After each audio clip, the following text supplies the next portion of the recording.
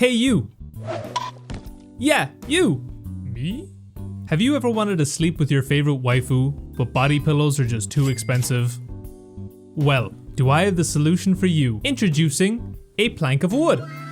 This product was designed to perfectly replicate the sensation of lying on your waifu's chest. With full customization, you can adjust the height of the product to precisely mimic the height of any character you desire. And all of this comes at the low price of absolutely free. But wait, there's more. If you order within the next 10 minutes, you'll be given an option to add a built-in Ona hole. Stock's limited to wherever you can find a plank of wood. It contains insects such as wood lice. We are not liable for any genital splinters that occur. Future is not liable for any amputation that occurs due to missized Ona hole. Terms and conditions apply.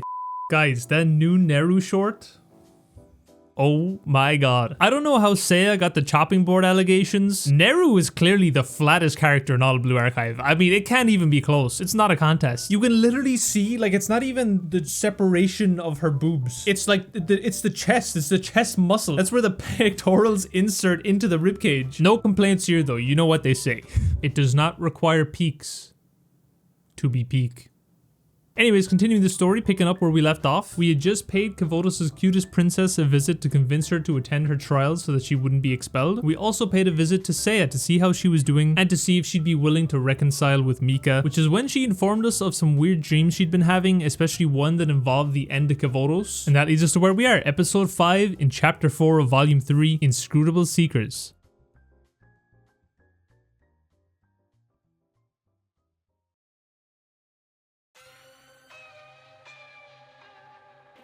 I graciously permitted you access to my art, to the very expression of my soul. To help you, I went so far as to bring forth the guardians of the commandments as mimesis. I brought your crass plan to fruition, and I'm so very grateful for your assistance. Just behold the strength of my estate now.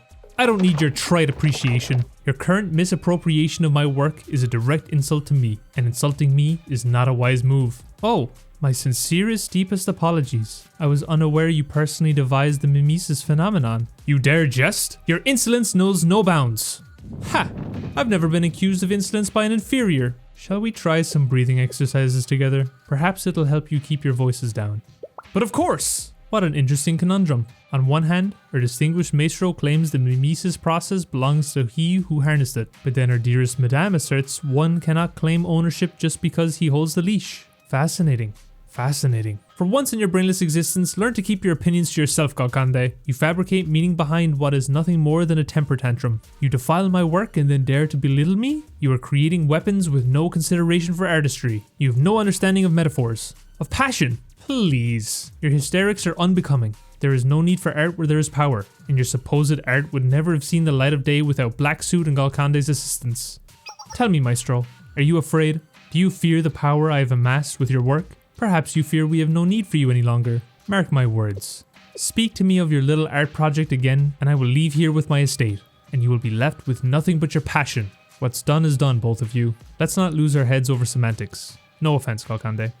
Beatrice, you've secured your own estate in Kavotos. This alone makes her invaluable to our plan, Maestro. She subdued every single one of those angry little students in the Arius district. Ha! It's a wonderful step forward for us all. I mean, did we not all see the disaster that was Black Suit's Abydos? Oh dear. Why, that was rather rude of me. Ha! You're only speaking the truth, Galkande. I'll admit, I didn't factor the teacher into my plans. Chalet. That sensei is a nuisance. A nuisance, yes. But one that could become an invaluable asset if persuaded to our side. Ah, sensei. Now there's one who understands art. What if we could turn them into one of us, like we did with Beatrice? She could certainly use a friend. Now you're speaking my language. All of you are foolish beyond comprehension. We must eliminate the chalet educator, or all we have done will be for naught.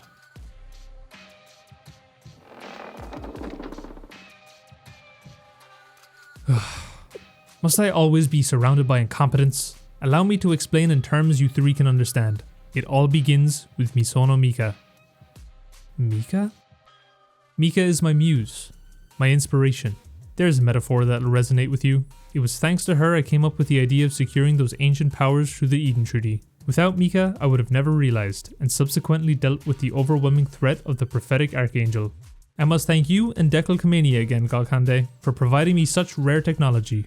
But of course! Oh please. I only had the recipe. Without our esteemed cook, there would have been no bomb. I actually felt a little bad about that.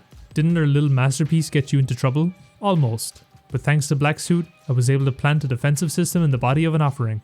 Always happy to help. The Nameless Priest technology proved more helpful than I expected. Indeed it did.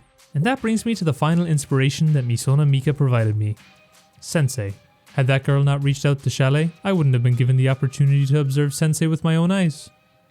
This was when I came to Sensei's power. When I targeted Arius, it was simply due to their isolation and anonymity. No one would find me there. Trinity, Gehenna, Arius. It didn't matter which one of them it was. I couldn't care less for their little conflicts, all the festering hate between them. What mattered was that the hatred is a convenient means for control. The Eden Treaty was simply a way to gain new power. Squad, the rest of them, they were all disposable at best. But Sensei, they charged through my perfectly set scene, spewing nonsense about saving the students in their dreams. And somehow, their methods worked. I will not underestimate Chalet and their teacher again. Their involvement alters the very purpose of her work. Sensei must be eliminated. Beatrice is all fired up. She's found herself a worthy opponent. I can't necessarily say I agree. Will you stop me? We may have fallen in together under a common goal, but taking orders isn't my strong suit. I'm well aware. Do as you wish, Beatrice. What I'm much more curious about, however, is what your plans are for the Arius district. I'm preparing an altar. Fascinating. To what end? The same end you attempted to achieve in Abydos. I felt a ritual more suited to my tastes. Ha! You certainly aren't the type to enter into a fair pact, but your methods fulfill the conditions all the same. Excellent work. And you really believe Sensei is powerful enough to stand in your way? Yes, which is why I've already taken measures to prevent that. I'm sending Squad to eliminate Sensei. I promised them forgiveness for Sensei's head. Whether or not I actually do, that'll depend on my mood. Sensei is in danger. I have to warn someone. Huh? An insignificant fly is eavesdropping. What is it, Beatrice? 1, 2, 3, 4. I only count 4. That's enough. We're done here.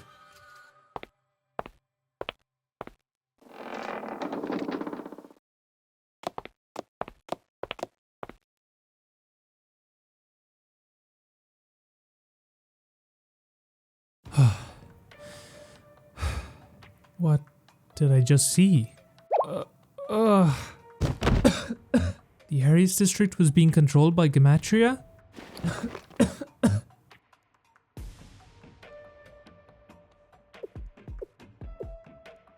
Everything feels so foggy. Focus, Seiya. The training of the Arius students, why the district was so elusive, and the foreign technology, the halo-shattering bomb. It all ties back to Gematria. It all makes sense. And Squad is after Sensei's life. Sensei's in danger. I have to tell someone. They almost died during the Eden Treaty attack. And their bomb.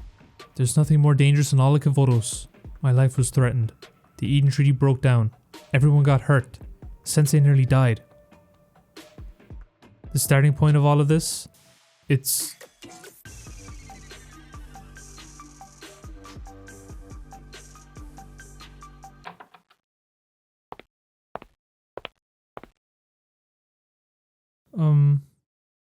Hi, Seiya. Mika. It's me. I came as soon as you summoned. I heard you wanted to talk alone, and I was so nervous. I told my guard to wait outside the door. So, what's up? Mika. Oh no. Are you okay, Seiya? Your face is all pale. And are you shaking? I'll call someone. When you reached the Arius district, who did you meet outside of Squad? What are you saying? Are you not feeling well, Seiya? Mika, are you certain that you've never been to the Arius district? Seiya? Did you ever meet a tall woman with red skin? What else do you know about Squad? I don't know what you're talking about. Because you made contact with Arius. I know. I'm so sorry I caused you all this. No. Squad is going after Sensei. You must be mistaken, Seiya. This is all because you brought Sensei here. No. I shouldn't blame you. I'm sorry. I can't feel my limbs anymore.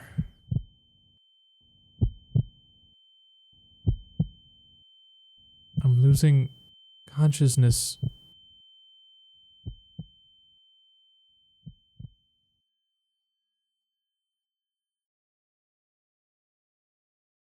Where am I? This architectural style. Am I in the Arius district? Yes. Welcome to the Arius Basilica.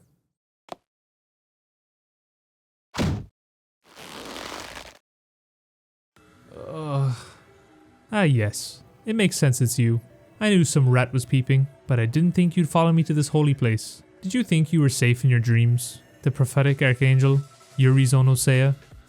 This place is... This is... the altar? How observant of you. Not even my Gematria comrades know of this place. Be honored.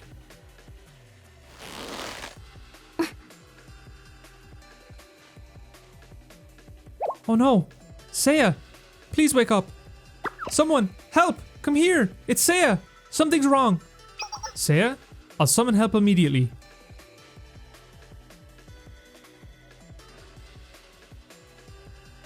What is that? It's so ominous. Is this the altar for summoning something?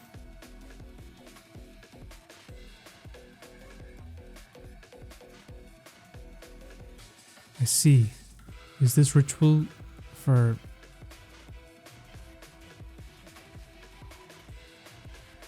This woman is trying to summon something to Kavodos. You'll be okay, Seiya. Help is on the way. Seiya! No! Please! Not again! All I wanted was to... Seiya! Mika. I've hurt you again. I'm sorry, Mika. It's not your fault. None of it is. Sensei, can you hear me? Please. Run, Sensei. You have to get as far away as you can from the Arius district. They're coming after you. Sensei!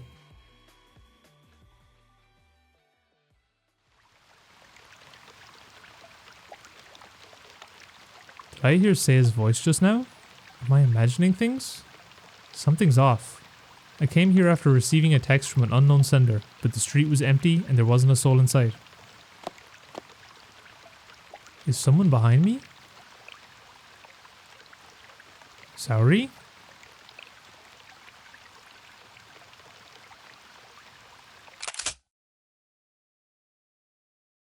Alright, that's gonna do it for today. Kind of leaving on a little bit of a cliffhanger. I feel like this video is maybe kind of short. Like I probably could read this chapter, but I can see my camera's about to overheat, man. The temperature is still just so crazy in Europe. So for the sake of my camera, I'm gonna wrap this one up here. Things are getting exciting though, like really exciting. I feel like the tension ramp up from episode 1 of that chapter to now, just in the span of a few episodes, was kind of crazy. I think what I might do, because I feel like this is like a really beloved volume for a lot of people, I might make the next few Blue Archive videos be kind of shorter and then kind of have the rest of the chapter being like 2 big episodes. Because sometimes I do feel like it's hard to follow along these videos when they're so short and they're like a week or 2 weeks sometimes between videos. So yeah, I might make the next couple of videos shorter to save my camera during this heat wave and then do like 2 or 3 big episodes to just finish off the entire rest of the volume. But for now though, that is it. Hopefully you guys enjoyed. Thank you for watching and I'll see you in the next one.